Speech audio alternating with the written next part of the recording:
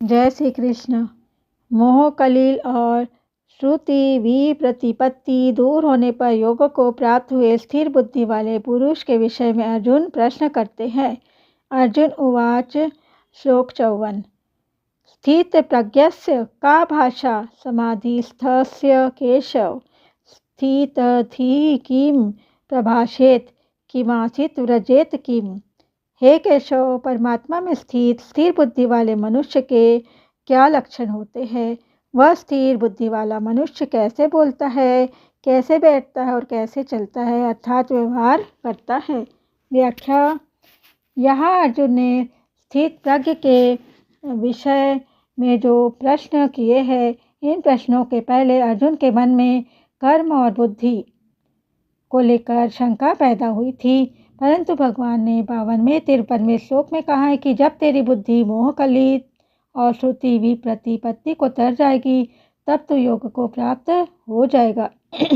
यह सुनकर अर्जुन के मन में शंका हुई कि जब मैं योग को प्राप्त हो जाऊंगा, स्थित प्रज्ञ हो जाऊंगा, तब मेरे क्या लक्षण होंगे। अतः अर्जुन ने इस अपनी व्यक्तिगत शंका को पहले पूछ लिया और कर्म तथा बुद्धि को लेकर अर्थात सिद्धांत को लेकर जो दूसरी शंका थी, उसको अर्जुन ने स्थित प्रज्ञ के लक्षणों का वर्णन होने के बाद पूछ लिया। अगर अर्जुन सिद्धांत का प्रश्न यहाँ करते तो स्थित प्रज्ञ के विषय में प्रश्न करने का अवसर बहुत दूर बढ़ जाता। समाधिस्थस्य मतलब जो मनुष्य परमात्मा को प्राप्त हो चुका है, उसके लिए यह समाधिस्थ पद आया है। स्थित प्रज्ञ से मतलब यह पद साधक और सिद्ध दोनों का वाचक है। जिसका विचार दृढ़ है, जो साधन से कभी विचलित नहीं होता, ऐसा साधक भी स्थित प्रज्ञ मतलब स्थिर बुद्धि वाला है। और परमात्म तत्व का अनुभव होने से जिसकी बुद्धि स्थिर हो चुकी है, ऐसा सिद्ध भी स्थित प्रज्ञ है। अतः यह स्थित प्रज्ञ शब्द से साधक और सिद्ध दोनों लिए गए हैं। आगे के श्लोक में सिद्ध के लक्षणों में साधकों का भी वर्णन हुआ है। यह शंका होती है कि अर्जुन ने तो समाधिस्थस्य और पद से सिद्ध स्थित प्रज्ञ की बात ही पूछी थी, पर भगवान ने स्थित प्रज्ञ के लक्षणों में साधकों की बातें क्यों कही। इसका समाधान है कि ज्ञान रूपी साधक की तो प्राय साधन अवस्था में ही कर्मों से उपरति हो जाती है। सिद्ध अवस्था में वह कर्मों से विशेष उपराम हो जाता है। भक्ति योगी साधक की भी साधन अवस्था में जप, ध्यान, सत्संग, स्वाध्याय आदि भगवत संबंधी कर्म करने की रुचि होती है और इनकी बहुलता भी होती है। सिद्ध अवस्था में तो भगवत संबंधी कर्म विशेषता से होते हैं। इस तरह ज्ञान योगी और भक्ति योगी दोनों की साधन और सिद्ध अवस्था में अंतर आ जाता है, पर कर्म योगी की साधन और सिद्ध अवस्था में अंतर नहीं आता।